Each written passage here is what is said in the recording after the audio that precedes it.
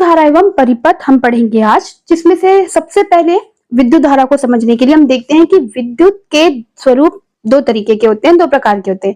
एक तो स्थिर विद्युत और दूसरा होता है धारा विद्युत। स्थिर विद्युत में जो आवेश रहता है वो स्थिर रहता है, जबकि धारा विद्युत में जो आवेश रहता है वो गतिशील आवेश होता है, मतलब आवेश प्रवाहित होता है। आवेश के प्रवाहित होने के कारण ही क्या होता है, जो विद्युत धारा है वो उत्पन्न होती है। तो इस प्रकार हम देखते हैं कि जो धारा विद्युत होती है उसमें आवेश गतिशील होता है और स्थिर विद्युत में आवेश स्थिर रहता है, जिसमें से हमको धारा विद्युत अर्थात विद्युत धारा के बारे में पढ़ना है। और इसमें क्या होता है, जो आवेश होता है वो गतिशील होता है और गतिशील आवेश की वजह से ही विद्युत धारा उत्पन्न होती है।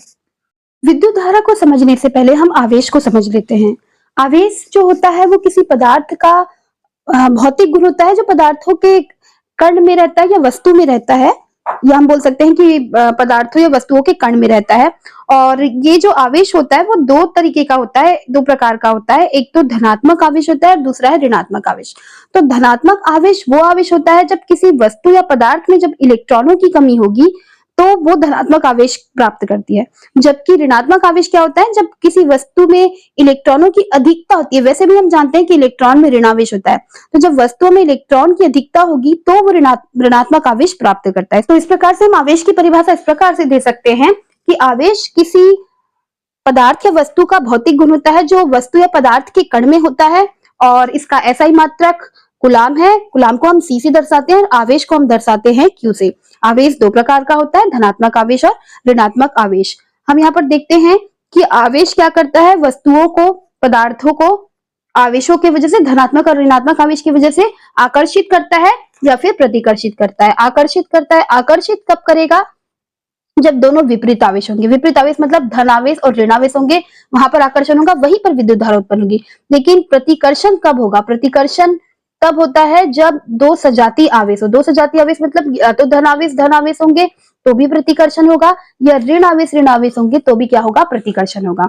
तो इस प्रकार से हम देखते हैं कि धनात्मक आवेश और ऋणात्मक आवेश के द्वारा ही आवेश जो है प्रवाहित होता है, और इस वजह से फिर विद्युत धारा उत्पन्न होती है। एक्चुअली में जो विद्युत धारा होती है वो इलेक्ट्रॉनों के प्रवाह से उत्पन्न होती है, और विद्युत धारा की बहने की दिशा इलेक्ट्रॉनों के प्रवाहित होने की दिशा के जस्ट विपरीत होती है। यहाँ पर हम एक क्रियाकलाप से समझेंगे। हम यहाँ पर देख सकते हैं कि जो पहला परिपथ है, हम यहाँ पर परिपथ तैयार करेंगे। पहले परिपथ में हम देख सकते हैं लोहे की कील है, ये बल्ब है और ये सेल है। तीनों को हम तार के माध्यम से जोड़ देते हैं, तो हम देख सकते हैं कि यहाँ पर जो बल्ब है वो जलेगा। दूसरी परिस्थिति में दूसरे परिपथ तैयार करेंगे। दूसरे परिपथ में हम देखते हैं कि बल्ब के साथ तार के माध्यम से पेंसिल जुड़ी हुई है, लकड़ी की पेंसिल होती है, सभी को पता है, और सेल। जब हम तीनों को जोड़ देते हैं तो हम देखते हैं कि बल्ब जो है वो नहीं जलता, क्योंकि जो लकड़ी होती है वो विद्युत की कुचालक होती है।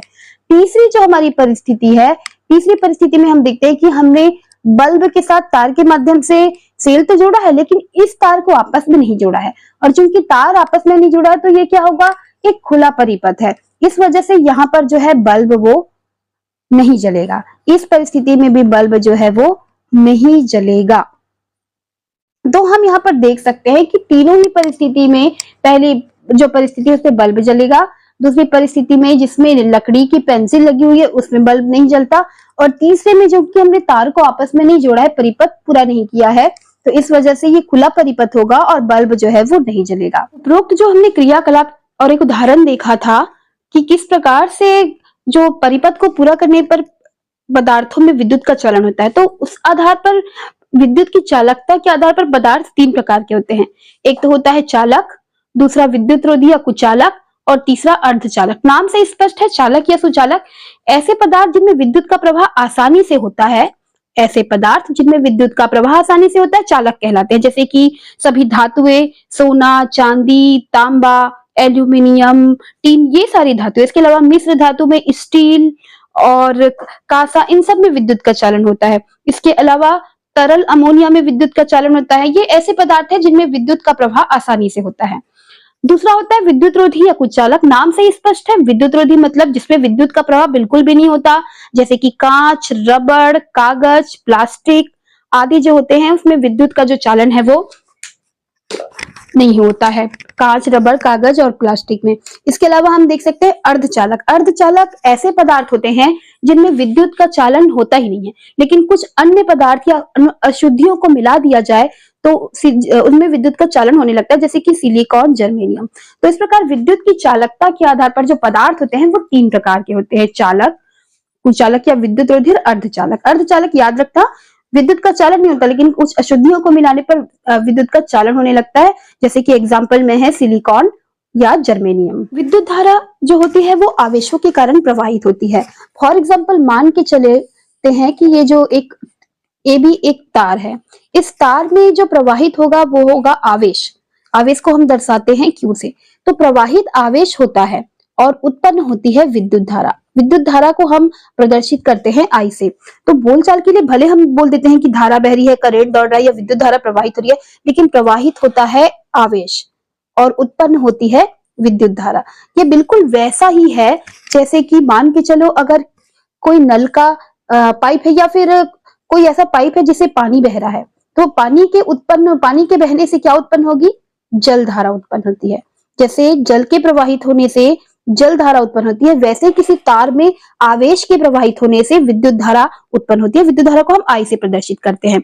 लेकिन क्या होता है ना कि अगर जो जल का जो पाइप है, मतलब जिसमें जल प्रवाहित हो रहा है, जलधारा बह रही है, उसकी वजह से जो पाइप अगर बाय द वे कभी किसी कारण से वो कट गया, तो उसमें से जो जल है वो बाहर आने लगता है, क्योंकि जल जो होता है वो क्या होता है? पदार्थ होता है। जबकि जो आवेश होता है और विद्युत धारा होती है वो कोई पदार्थ नहीं होती। इस वजह से अगर कहीं से भी कोई तार कट जाता है तो उससे विद्युत धारा प्रवाहित होना, आवेश प्रवाहित होना, विद्युत धारा उत्पन्न होना बंद हो जाती है। ठीक है, और विद्युत धारा बाहर नहीं निकलती क्योंकि विद्युत धारा कोई पदार्थ नहीं है। तो विद्युत धारा किसी चालक के किसी अनुप्रस्थ काट के क्षेत्रफल में से इकाई समय में गुजरने वाला आवेश है।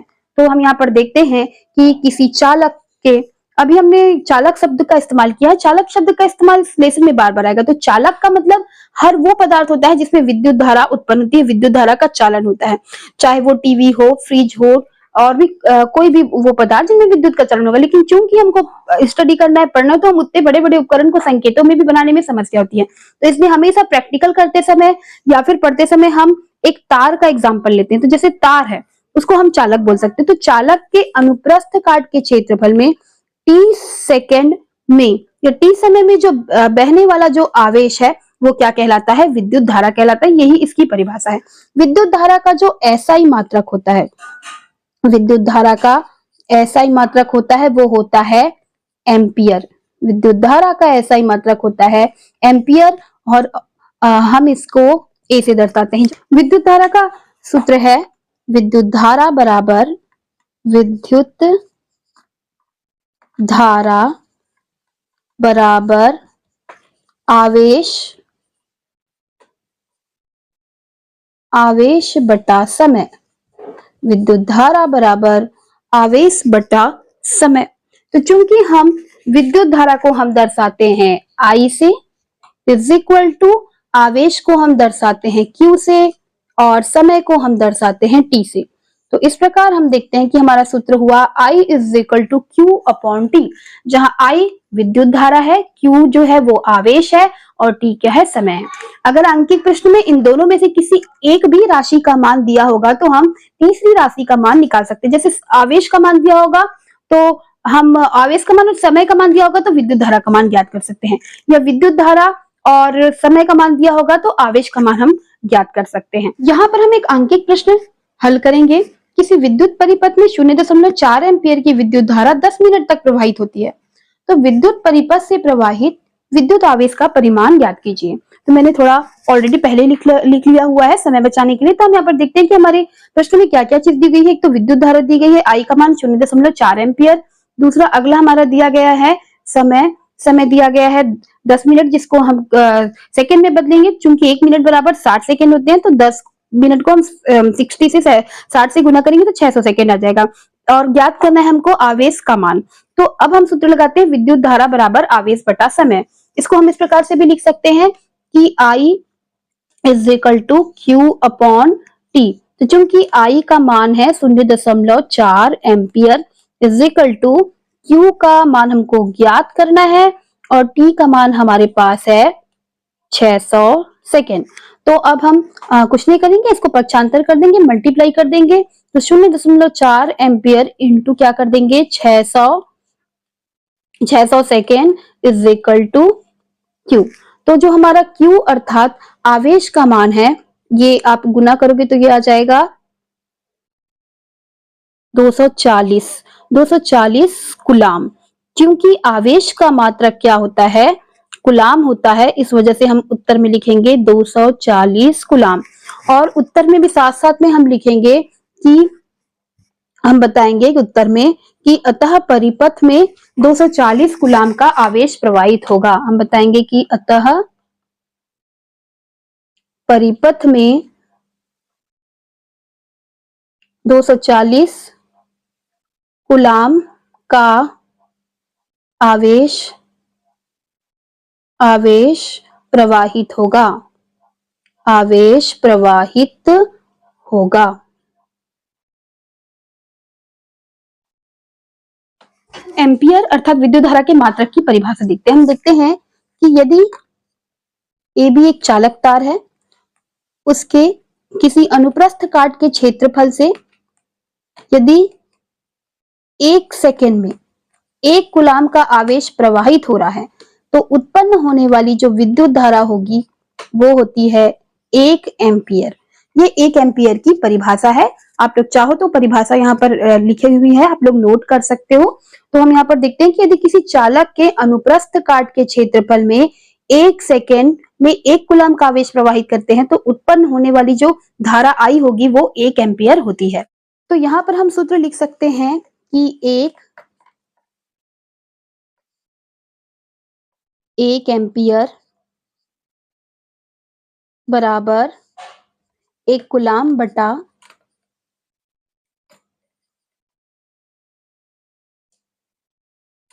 1 सेकेंड। 1 सेकेंड हम यहाँ पर लिख सकते हैं 1 एम्पियर। इसको और हम इस प्रकार से लिख सकते हैं सरल तरीके से, 1 एम्पियर बराबर होता है 1 कुलाम बटा 1 सेकेंड।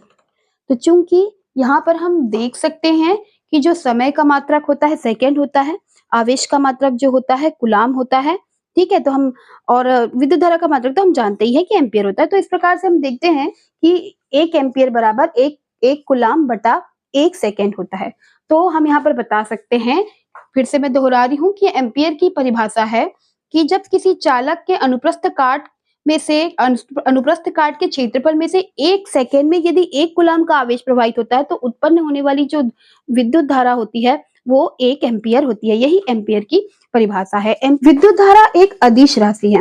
विद्युत धारा एक अदिश राशि, हम जानते हैं विद्युत धारा एक अदिश राशि है। अदिश राशि का क्या मतलब हुआ, ऐसी राशि जिसकी जो दिशा है वो अनिश्चित होती है। अदिश राशि होती है ऐसी राशि जिसकी दिशा व परिमाण निश्चित नहीं होते। परिमाण निश्चित हो चाहे मत हो, बट दिशा निश्चित नहीं होती है, अदिश राशि कहलाती है। एम्पियर का जो सबसे छोटी इकाई होती है विद्युत धारा को नापने के लिए, कभी कभी हम छोटी छोटी इकाइयों का इस्तेमाल करते हैं, जैसे कि मिली एम्पियर और माइक्रो एम्पियर। जो मिली एम्पियर होता है, जैसे 1 मिली एम्पियर बराबर 10 की घात -3 एम्पियर। ठीक उसी प्रकार से माइक्रो एम्पियर में हम देखते हैं 1 म्यू ए अर्थात 1 micro ampere is equal to होता है 10 की घात -6 एम्पियर। क्या होता है कि परिपथ में विद्युत धारा का मापन हम अमीटर से करते हैं, लेकिन परिपथ में विद्युत धारा उपस्थित है कि नहीं, बह रही कि नहीं बह रही, उत्पन्न हुई कि नहीं हुई, इस बात का पता हम धारा मापी या गैल्वेनोमीटर से लगाते हैं। ठीक है, तो हम यहाँ पर देख सकते हैं कि विद्युत धारा का मापन हम करते हैं अमीटर से। इंपॉर्टेंट वस्तुनिष्ठ प्रश्न है। जबकि परिपथ में विद्युत धारा की उपस्थिति का पता हम धारा मापी या गैल्वेनोमीटर से लगाते हैं। आप दोनों नाम याद रखना, धारा मापी को ही हम गैल्वेनोमीटर कहते हैं। हमको नाम में थोड़ा सा कंफ्यूजन इसलिए हो जाता है क्योंकि धारा मापी मतलब हमको ऐसा लगता है कि धारा को मापने वाला, बट ऐसा नहीं है। मैं बोल रही हूँ कि ऐसा नहीं है, क्योंकि विद्युत धारा का मापन हम अमीटर से करते हैं और परिपथ में विद्युत धारा की उपस्थिति का पता, बह रही है कि नहीं बह रही, इस बात का पता हम धारा मापी मतलब गैल्वेनोमीटर से लगाते हैं। ये है विद्युत परिपथ के घटकों के संकेत चिन्ह। विद्युत परिपथ में हर घटक का पूरा-पूरा बनाना पॉसिबल नहीं होता, इसलिए हम इसके लिए संकेतों का इस्तेमाल करते हैं, प्रतीक चिन्हों का इस्तेमाल करते हैं। तो मैंने एक साथ बना दिया है, ये बहुत ही ईज़ी है और आपके और मेरे समय की बचत के लिए मैंने ऐसा बना दिया है ताकि हमारे समय की बचत हो सके। तो ये बहुत ही मोस्ट इम्पोर्टेंट है, वस्तुनिष्ठ प्रश्न में भी पूछा जाता है। तो ये प्रश्न आप सब लोगों के लिए है कि विद्युत धारा का मापन किससे किया जाता है? वोल्टमीटर, धारामापी, अमीटर या धारा नियंत्रक से? देखिए मैंने बहुत ही छोटे-छोटे पॉइंट्स में डिवाइड करके पढ़ा है ताकि सबको आसानी से समझ आ सके। कमेंट में इस प्रश्न का उत्तर जरूर बताइएगा और कृपया वीडियो को लाइक, शेयर एंड सब्सक्राइब करना ना भूलें। Thank you for watching.